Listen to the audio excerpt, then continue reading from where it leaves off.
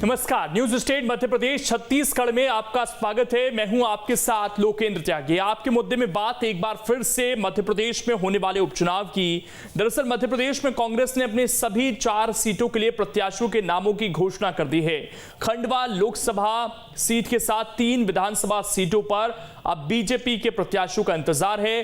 कांग्रेस के लिस्ट के आखिरकार क्या मायने हैं और वो कितना दमखम रखने वाले हैं। उपचुनाव की अग्नि परीक्षा को जयस ने भी कठिन बना दिया है। जयस ने ऐलान किया है कि वो 2 सीटों पर उम्मीदवारों को उतारेगी। जयस के इस ऐलान से उपचुनाव की सियासी जंग कांग्रेस और बीजेपी दोनों के लिए ही चुनौतीपूर्ण हो गई है। आज चर्चा इसी मसले पर करेंगे। कुछ खास मेहमान भी हमारे साथ जुड़ेंगे, लेकिन उससे पहले आज की रिपोर्ट आप देखिए। कांग्रेस के प्रत्याशियों से ये तो साफ हो गया कि कमलनाथ के बगैर प्रदेश में एक पत्ता भी नहीं हिल सकता। कमलनाथ भले ही सर्वे की दलील दे रहे हों, लेकिन टिकट उन्हीं को मिला जो कमलनाथ के करीबी या पसंद के थे। पहले आपको सभी 4 सीटों के प्रत्याशियों के बारे में बता देते हैं, इसके बाद आपको इसके मायने भी बताएंगे। खंडवा से राजनारायण सिंह को उतारा गया। राजनारायण सिंह खंडवा से विधायक रह चुके हैं। इसी तरह जोबट से महेश पटेल और रैगांव से कल्पना वर्मा को बनाया गया प्रत्याशी। कल्पना वर्मा 2018 में भी चुनाव लड़ चुके हैं। हालांकि कहा तो यह भी जा रहा है कि राजनारायण सिंह दिग्विजय सिंह के भी करीबी हैं और खंडवा में अब दिग्विजय सिंह की भूमिका भी अहम रहने वाली है। तो क्या ये भी माना जाए कि खंडवा में अरुण यादव का टिकट कटने में दिग्विजय सिंह का भी कोई रोल है? और कहीं इसी से आहत होकर तो अरुण यादव ने दावेदारी नहीं छोड़ी। बहरहाल इतना तो तय है कि खंडवा में कांग्रेस ने बीजेपी की राह को बेहद आसान कर दिया है, क्योंकि इस बात से कौन इनकार कर सकता है कि राजनारायण सिंह से ज्यादा खंडवा में अरुण यादव का प्रभाव है। रही सही कसर जयस ने भी पूरी कर दी। खंडवा और जोबट में प्रत्याशी उतारकर कांग्रेस की चुनौतियां और बढ़ा दी हैं। सियासी जानकार बताते हैं कि जयस के आने से कांग्रेस की चुनौती बढ़ी है, क्योंकि आदिवासी वोटों का बंटवारा होगा तो कांग्रेस को नुकसान होगा, जिसका फायदा बीजेपी को सीधे तौर पर मिलेगा। और सही मायने में कहा जाए तो बीजेपी भी यही चाहती थी कि जयस भी मैदान में उतरे। Team news state. और चर्चा करने के लिए 3 खास मेहमान इस वक्त हमारे साथ जुड़ गए हैं। परिचय आपका करा देता हूं। डॉक्टर सत्यप्रकाश शर्मा हैं, वरिष्ठ पत्रकार हैं, हमारे साथ जुड़ गए हैं। राजपाल सिंह सिसोदिया प्रवक्ता हैं बीजेपी के, और राम पांडे जी कांग्रेस का पक्ष रखने के लिए हमारे साथ जुड़ चुके हैं। आप तीनों का बहुत बहुत स्वागत है। राम पांडे जी, आज डिबेट की शुरुआत आपके साथ ही। मैं एक इंटरव्यू सुन रहा था अरुण यादव का, और वो अभी 50 साल से कम उनकी उम्र है। वो कह रहे थे कि किसी युवा को टिकट मिलना चाहिए। मैं अपनी दावेदारी वापस ले रहा हूँ। लेकिन जो नाम सामने आया सर, वो तो अरुण यादव से काफ़ी ज़्यादा बड़े हैं उम्र में। ऐसी क्या वजह रही कि, क्योंकि जब बातचीत हो रही थी तमाम कांग्रेस के नेताओं से, तो खुलकर कहते थे कि अरुण यादव की राय बड़ी मैटर करती है, वो तमाम डिसीजन मेकिंग जो होती है उसका हिस्सा रहते हैं। तो वो तो कह रहे थे कि किसी युवा को मिलना चाहिए टिकट। यहाँ 70 साल के एक व्यक्ति को टिकट मिला है।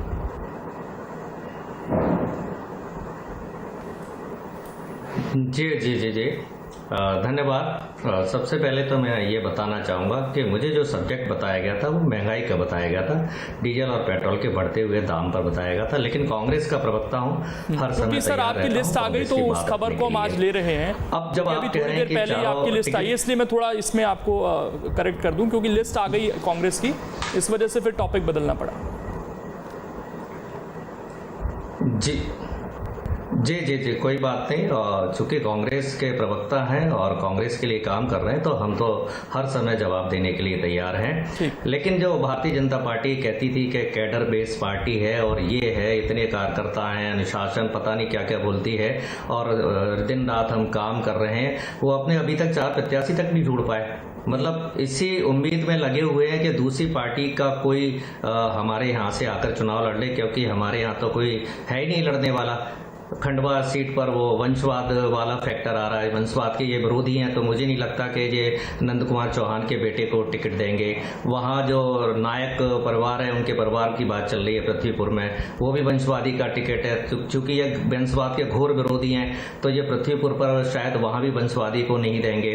रैगांव में भी बागड़ी का नाम चल रहा है, जो पूर्व विधायक के बेटे हैं, ये वंशवाद के वहाँ भी घोर विरोधी हैं, तो ये वहाँ भी वंशवाद को टिकट नहीं देंगे। हाँ, जोवट में इन्होंने वो कर लिया कि हाँ, जो इनकी आदत है, क्योंकि इनके पास तो कोई है ही नहीं लड़ने के लिए। ये नाटक करते हैं कि हमारे पास कार्यकर्ता है, नेता हैं, उनको उसको टिकट दिया है जो कभी कांग्रेस में थे। और जहां तक खंडवा की बात करें, हमारे पास प्रत्याशी हर जगह हैं, हमारे पास कोई कमी नहीं है। हम बीजेपी से खरीद कर नहीं लाते हैं, न बीजेपी वालों को लालच देते हैं। हमारे पास जो होते हैं उन्हीं में से लड़ते हैं। अरुण यादव जी ने अपनी बात आपके सामने पहले ही रख चुके हैं कि मुझे 46 साल की उम्र में कांग्रेस पार्टी ने 4 बार सांसद का टिकट दिया खंडवा से, केंद्रीय मंत्री बनाया, प्रदेश अध्यक्ष बनाया, राष्ट्रीय अध्यक्ष बनाया। मैं कांग्रेस पार्टी का कृतज्ञ हूं और जब तक मेरे अंदर खून है मैं कांग्रेस पार्टी के लिए काम करता रहूंगा और चारों जगह जो भी प्रत्याशी कांग्रेस पार्टी बताएगी उनके लिए काम करूंगा। और जो कहानियां भारतीय जनता पार्टी की तरफ से हमारे लिए जो अभी गढ़ी जा रही हैं, दिग्विजय सिंह, कमलनाथ, अरुण यादव, ये दमोह उपचुनाव के पहले भी ये सारी कहानियां गढ़ी थी और दमोह चुनाव का आपने परिणाम देख लिया, पूरी सरकार दमोह में पड़ी रही थी। तो ये कहानियां तो कांग्रेस के लिए एक इनका जुमला है कि कांग्रेस के लिए ये जुमला ये कभी नहीं छोड़ेंगे। और वहां चूंकि अब जो हम बात करें तो चुनाव जो होना है वो जनता के दुख दर्द पर होना है। जनता को आपने कितना सुख दिया है और कितना दुख दिया है, कितना लूटा है और कितना किया है, उस पर चुनाव होना है। खंडवा में आपने कितने विकास कार्य किए हैं, रैगांव में कितने विकास कार्य किए हैं, जोवट में कितने विकास कार्य किए हैं, पृथ्वीपुर में कितने विकास कार्य किए हैं। और जब आप घर घर जाएंगे तो आप बताना कि पेट्रोल हमने 30 रुपए का कर दिया है, अभी तो वर्तमान में 102 सीट पर तो आप लोगों को भी बताना है कि आपके विधायकों ने क्या काम किया था वहां पर, सारा सरकार को थोड़ी बताना है। पैसा सरकार देती है, पैसा सरकार देती है, विधायक निधि का पैसा लिमिटेड होता है, बड़े प्रोजेक्ट के लिए पैसा सरकार देती है। खंडवा में ये अरबों खरबों रुपए की घोषणाएं कर चुके हैं। खंडवा लोकसभा में ये 800 घोषणाएं कर चुके हैं। 800 घोषणाएं में कितनी पूरी हुई हैं? अरुण यादव जी ने कोई घोषणा नहीं की थी, फिर भी नेपा नगर मिल को 1200 करोड़ दिलवाए थे जब वो केंद्र में मंत्री थे।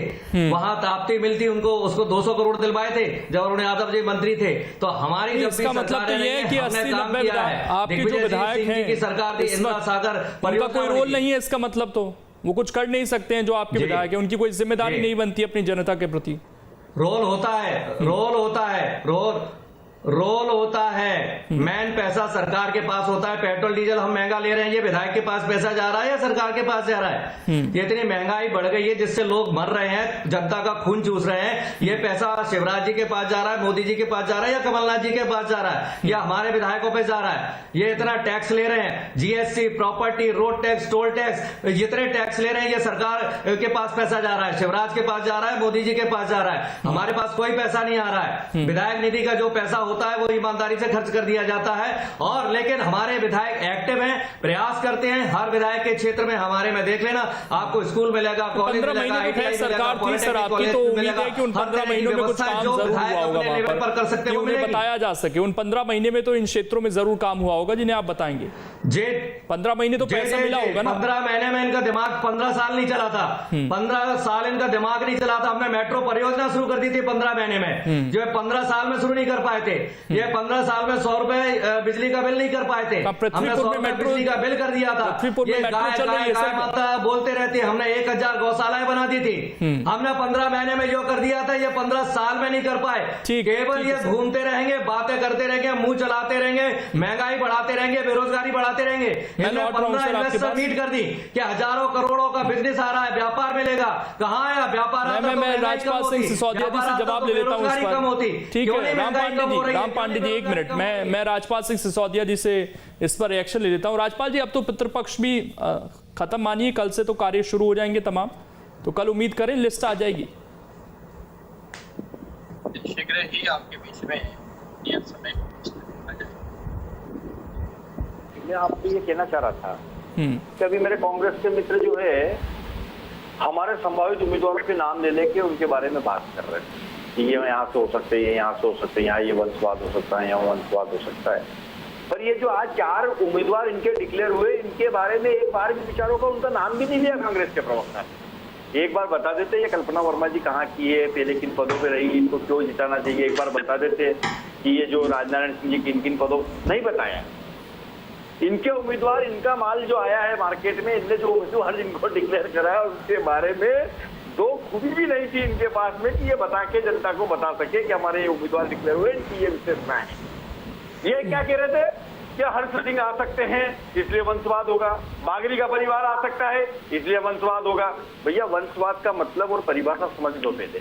वंशवाद ये होता है कि किसी राष्ट्रीय दल के राष्ट्रीय अध्यक्ष के रूप में एक ही कुनबे में पैदा हुए लोग बनेंगे, उसे वंशवाद कहते हैं। अच्छा। मोतीलाल नेहरू, जवाहरलाल नेहरू, मतलब सांसद विधायक बने उससे कोई दिक्कत नहीं है, बड़े पदों पर नहीं रहना चाहिए कोई। देखिए मेरा वंशवाद को लेकर थोड़ा सा स्पष्ट मेरा ऐसा मानना है। नहीं सर, वंशवाद तो वंशवाद है, वंशवाद तो वंशवाद है, उसको आप इस तरीके से डिफाइन करें। नहीं है साहब, राष्ट्रीय अध्यक्ष एक ही घर में पैदा हुआ व्यक्ति बनेगा, उसको वंशवाद कहेंगे, उसे आप राजशाही कहोगे।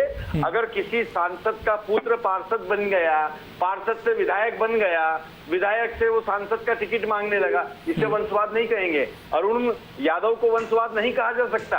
क्यों? क्योंकि अरुण यादव जी अपने उनके पिताजी जब उप मुख्यमंत्री के रूप में थे, सुभाष यादव जी जब वो जो है राजनीतिक क्षेत्र में सक्रिय हो गए थे और तब से वो राजनीति कर रहे हैं, उनको वंशवाद नहीं कहा जा सकता है।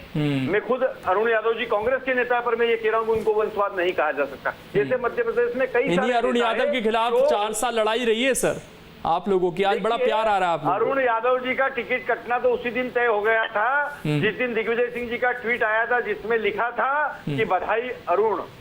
उसी दिन टिकट कटना तय हो गया था कि इनको टिकट नहीं मिलेगा और वही हुआ।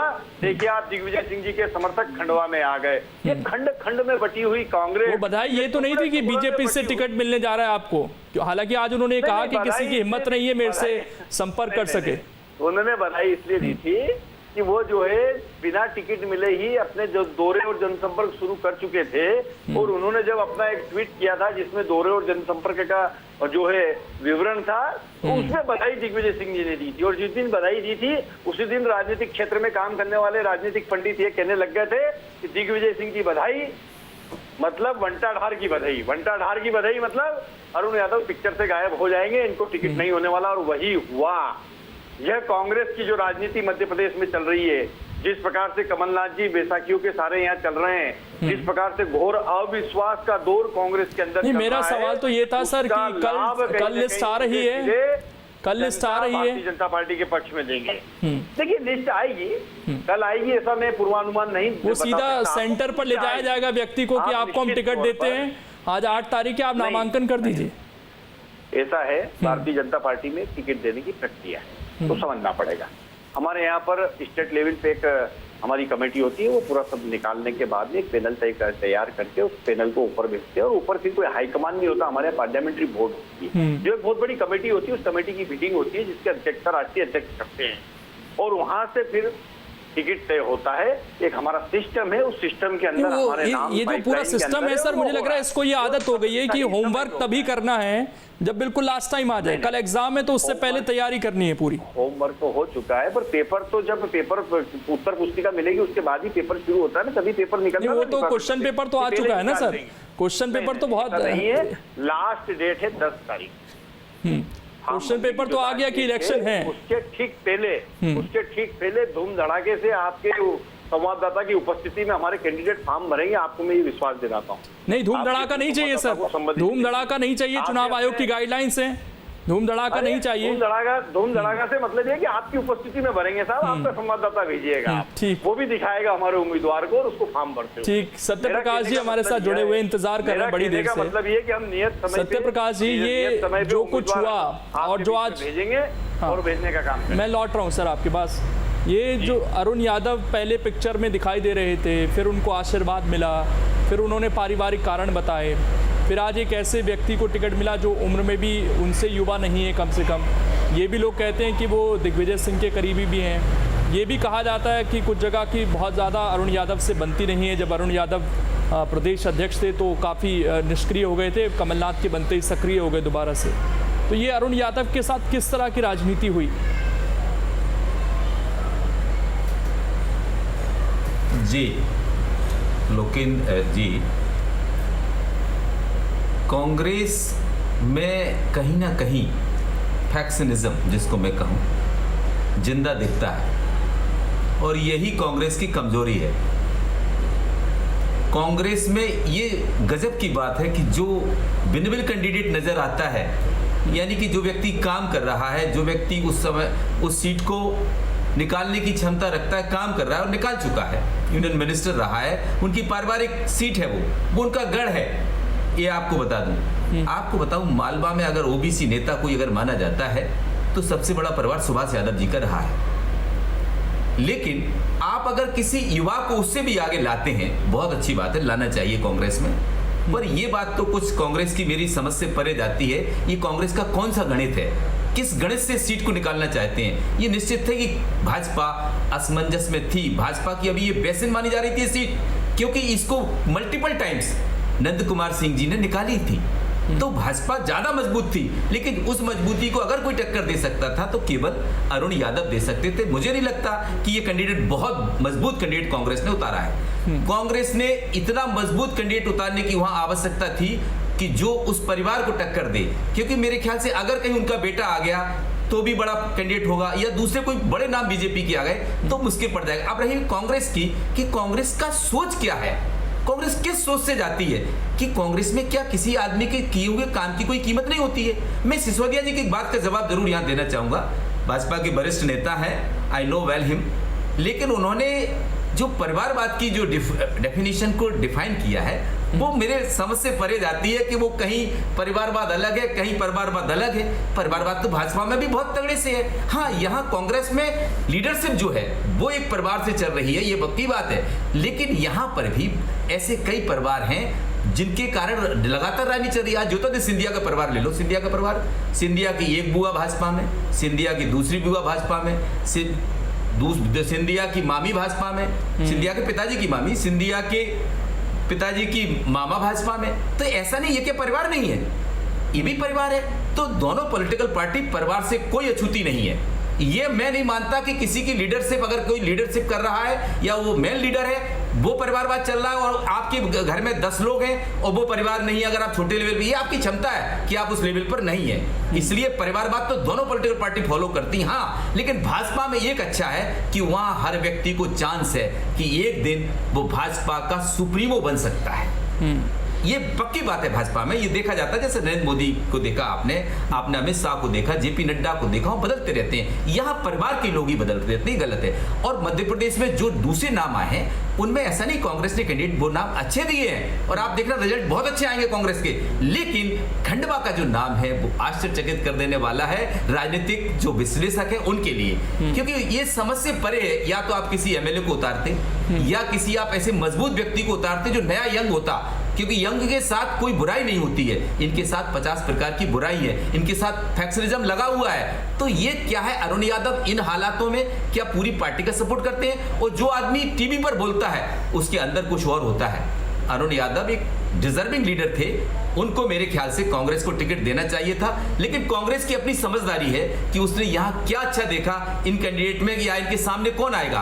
और भाजपा ने यहाँ बहुत चतुराई की है। मैं आपको बताऊं, भाजपा के सामने एक तो भाजपा को ये माना जाता है कि जब कड़वे दिन होते हैं, पितृपक्ष होते हैं, उनमें ऐसे काम, वो शुभ काम नहीं करते। तो एक तो उन्होंने इसके कारण इसको डिले किया, दूसरा मंथन को छुपाने के लिए एक बड़ा कारण उनको मिला, तीसरा उन्होंने देखा कि कहीं ना कहीं कांग्रेस के कैंडिडेट को देख लिया जाए, जिसके बाद अपने कैंडिडेट अपनी स्ट्रेटजी को चेंज करके अपने कैंडिडेट दिया जाए। क्योंकि ये बाई पोस्ट चारों भाजपा के लिए तो है ही, लेकिन शिवराज सिंह चौहान के लिए करो या मरो के हैं। क्योंकि आपको पता होगा कि सेंट्रल लीडरशिप बीजेपी की सभी जगह बदलने के चक्कर में है। और अगर कहीं शिवराज सिंह जी का परफॉर्मेंस इन 4 बाई पोस्ट में अच्छा नहीं रहा तो ये मान के चलिए कि उनके लिए बड़ा खतरा है। तो भाजपा कोई कोर कसर नहीं छोड़ने वाली है और शिवराज सिंह जी पूरी ताकत झोंकेंगे, क्योंकि शिवराज सिंह, ये पक्की बात है कि मध्य प्रदेश के एक ऐसे भाजपा के अंदर लीडर हैं जो सर्वमान्य है, केवल वही है। उनका फेस इसीलिए 2020 में दोबारा भाजपा ने दोहराया, नहीं तो दूसरे लोगों के भी नाम थे। कहीं ना कहीं सेंट्रल लीडरशिप मजबूर है, लेकिन अब सेंट्रल लीडरशिप को एक चांस मिल जाएगा अगर कहीं वो यहाँ वीक पड़ते हैं। तो कांग्रेस के फेवर में माहौल है, लेकिन खंडवा का माहौल कांग्रेस ने किस क्षेत्र में ले गए, किस कारण ले गए, समझने का वक्त, इसीलिए इसे उपचुनाव के तौर पर नहीं देखा जा रहा है। मैं राम पांडे जी एक चीज आपसे जानना चाहता हूं कि आज जयस ने भी अपने 2 उम्मीदवार के नाम बता दिए और उसमें खंडवा और जोबट का नाम बताया गया। दूसरा ये कि हालांकि बीजेपी में भी ये हो रहा है, कई लोग नाराज हैं सुलोचना रावत के आने से, खुलकर वो बोल रहे हैं अपनी बात। लेकिन इधर भी कांग्रेस में भी जैसे हमने देखा कि शेरा भैया सामने आ गए, वो तो कह रहे थे कि मेरा टिकट पक्का है। तो ये जो जायज हैं और ये जो बाकी तेवर अपना लेते हैं, खासकर अगर इसमें अरुण यादव भी या उनके समर्थक कुछ नाराज होते हैं, तो कांग्रेस को इन 2 सीटों पर कितना खतरा हो सकता है?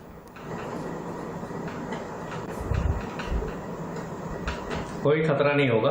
कांग्रेस को, कांग्रेस के नेताओं को, कांग्रेस के प्रत्याशियों को कमजोर बनाने का फैशन बन गया है। आप मुझे बता दीजिए, पिछले 10 साल में किसी कांग्रेस नेता को स्ट्रांग बताया गया हो, किसी कांग्रेस प्रत्याशी को स्ट्रांग बताया गया हो, किसी विधानसभा सीट पर यह बताया हो कि यह कांग्रेस जीत रही है? हमेशा यही बोला जाता है कांग्रेस के बारे में कि कांग्रेस तो यह हारेगी, गुटबाजी है, विरोध होगा, चाहे वो दमोह की सीट हो या इमरती देवी को मंत्री को हराने की सीट हो या गिरिराज दंडौतिया मंत्री को हराने की सीट हो या दल सिंह कंसाना मंत्री को हटाने की सीट हो या 2018 का चुनाव हो, तब भी यही कहानी कड़ी गई थी कि इनमें गुटबाजी है, सिंधिया में गुटबाजी है और इनमें गुटबाजी है, कांग्रेस तो पक्का हारेगी। तो ये कांग्रेस के लिए ये बातें गड़ी गड़ाई हैं और रटी रटाई हैं, ये इनको बोलना है। अब खंडवा में ये नहीं बताया जा रहा है कि बीजेपी का प्रत्याशी कौन है, मतलब बीजेपी के प्रत्याशी की घोषणा नहीं हुई है और हमारे प्रत्याशी को कमजोर बता दिया गया है। पृथ्वीपुर में बीजेपी के प्रत्याशी की घोषणा नहीं हुई है, हमारे प्रत्याशी को कमजोर सर बता उनके दिया जब गया। आएंगे ऐसा सामने ही तभी तो एनालिसिस होगा ना उन पर। अभी तो जिनके सामने है उन्हीं पर टीका टिप्पणी होगी। अभी जब वो सामने आ जाएंगे बोल दिया तो पहले से कैसे बोल दिया कि मेरा सवाल तो ये था कि जायज का साथ था ना पिछली बार आप लोगों को, जायज का साथ था। और तब पता चलेगा जो शेरा भैया हैं वो सर अपनी बात रख रहे थे मीडिया में, वो मीडिया ने थोड़ी उसको मैनिपुलेट किया। उन्होंने बोला कि मेरा टिकट पक्का है, मेरे से प्रॉमिस था। तो मैंने तो इन 2 चीजों को लेकर आपसे सीधा सवाल पूछा कि जायज पिछली बार आप लोगों के साथ था, इस बार वो अलग है।